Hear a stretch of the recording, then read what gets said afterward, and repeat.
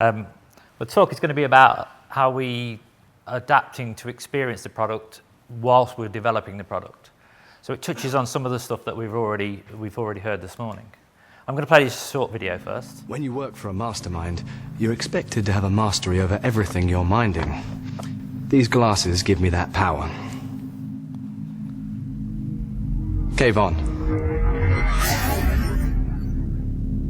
I can look around every corner. I can see every nook and cranny. I can dive into every space and observe every little detail. And designing our cars in this virtual landscape means we're better prepared for the rigors of the real world.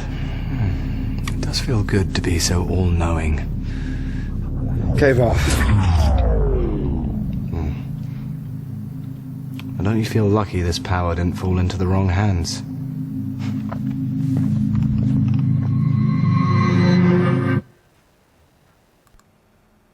There was a time when we put the cave in 2008 that I used to appear in those sort of things, do the PR for the cave, but the cave's got its own agent, it does its own stuff now. It appears with Nicholas Holt. The reason I'm showing that video is because that is interwoven with what we do. The actual cave sequences when he's inside is our cave at JLR, which is to say we've been there since 2008. We are starting to use virtual techniques to get more and more into the head of our customers, trying to understand how they feel, how they react as we build our vehicles. The cave was quite unique at its time. It was a 4K cave and very realistic, but it did lack senses that we're trying to immerse as we go forward. The headline at the top is how much we are actually putting into our research and development. That's not all in virtual reality. That's making our cars smarter. I think we've had a few discussions on smarter. But linking the smarter vehicle, we have to actually design and engineer the vehicle smarter. So using virtual techniques to virtualize the car, if that makes sense. We've had a strong foundation, as I said, since 2008. We are building on that. We're exploring virtual, augmented reality, building in a change between physical and virtual, because we're used to building our cars a certain way, designing our cars a certain way. We're now changing the way we do that, but we can't change overnight because traditionally our engineers and designers like to touch and feel and experience stuff for real, but they've got to make that transition with us. It's a bit wordy, this is. But using virtual reality, augmented reality, head-mount displays, we had Oculus Rift, we've got an Oculus Rift, we've got a more expensive Sensic head-mounted display.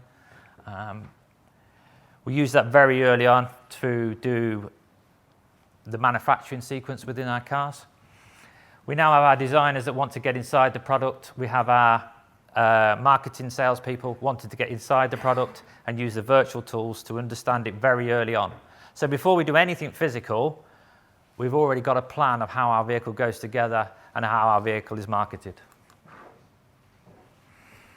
Working smarter. As you can see, these are a couple of examples of a simple task, and that's just taken to the oil filler. But it's got to be ergonomic, and it's got to be okay for our customers if they're going to do it, or the guy who in the workshop might be wanting to do it.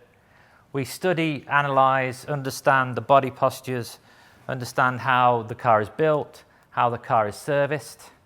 We do interactions with the virtual world. And this is to get our vehicles down the line in a smarter way and understand that if we've got a happy employee putting our car together, our quality will improve on our vehicles as well. Now, I could have put real pictures in here. I did have a few slides that went through our PR system and didn't come out the other end. So I've still got some cartoony. But this is actually built now. We have an area where we've got physical.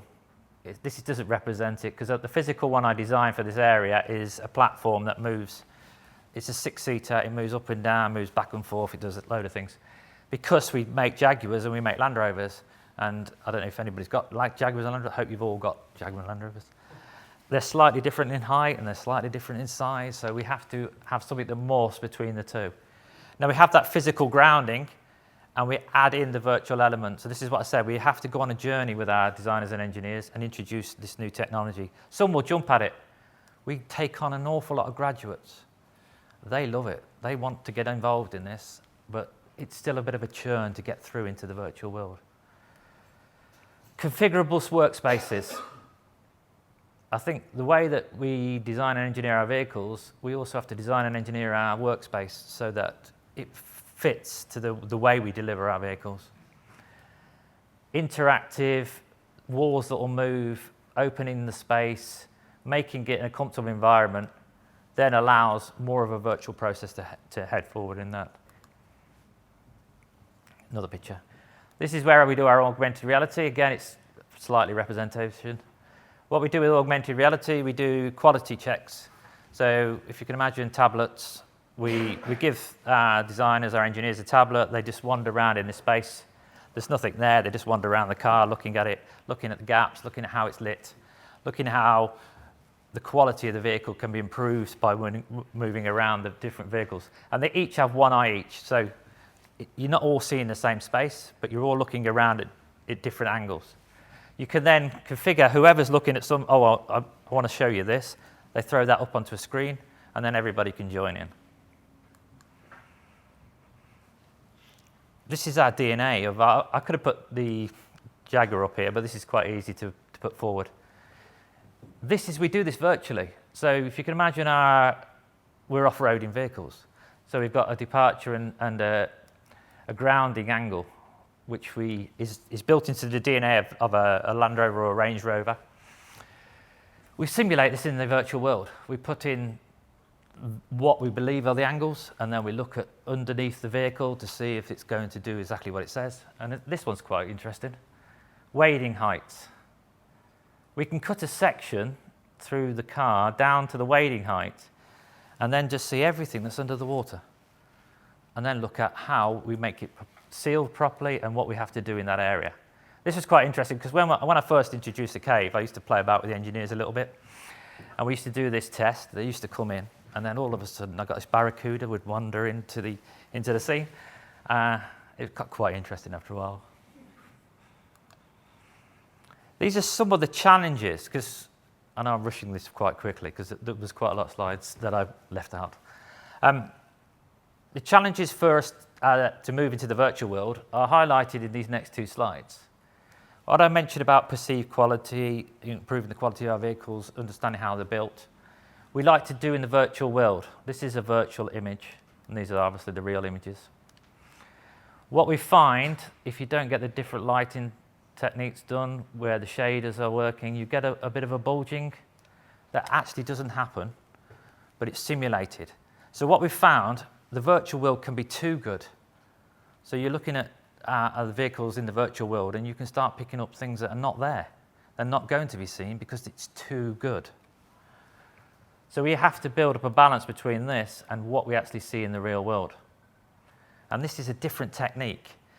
If you look at CGI and taking things into advertisements, there's an artistic license. They're always made to look fantastic and things like that. In reality, we need to simulate, when we're doing quality, exactly how the vehicle will look, adding in the right light, adding in the right circumstances.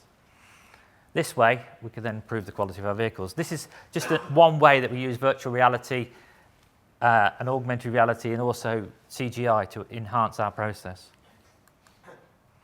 Again, this, on one of our vehicles, this is a Freelander, so it's an old car. You couldn't detect this slight bend in where the light was configured on the virtual image. This is taking it a step further. This is adding in the ability to see and possibly feel conditions within the virtual world so we can understand if there is any issues around these areas. This process alone traditionally is a physical vehicle in a room made out of aluminium. Probably 500 engineers and designers will walk around it over a week and point out little things, and then we'll try and improve them. We want to do more of that in the virtual world because it's expensive, but it's also time consuming. You can imagine if you do a physical property, if we take an interior book, they're about 12 weeks to build, whereas in the virtual world, we can do it almost instantly. We can change things around. So, some of the development challenges that we want to do as we're pushing forward, I won't read them all out. Multi-sensory, that one. Smell. These are all immersing our senses. So to understand our product and experience our product, we have to immerse more and more of the senses. We're not there, because if we were there, that would be the holodeck, and we're not slightly there yet. Immersing these senses, bringing them together, allows our engineers and designers to experience the vehicle. And this can be anything. This can be an engineer working on a part. But that part in the car, in the real world, has a purpose. It is something that you could say was living in that engineer's mind. What he wants is something tangible, something to get hold of. They like getting hold of physical, rapid prototype parts. In the virtual world, we've got to get that experience the same. Develop it so they can sit with their head-mounted display on, interact with some haptic devices, and actually experience each part of that vehicle as we put it together. This is the vision. This is the holodeck, in theory. Everybody know the holodeck? We're always too young. The holodeck. This is a research program that's going on currently with Warwick University, and it's a research program that I want to expand out further, and hopefully I can speak to some people in this conference later today. I've got an idea which is a little bit different from what JLR's core route is, but I want to bring a load of academia together and start working on getting this finished. If this works, then we have got the holodeck, in theory. But even if it works in parts, it will aid our process, but it'll also cross over to other sectors. Because when this first Science Council was partly funding this project, was put together, it was to be cross-industry. And I think that's probably the best thing for it, to get it to go across industry. So I'll explain it, because unless anybody's figured it out. We capture light, smell, feel, but there are some other senses that are not actually listed on here.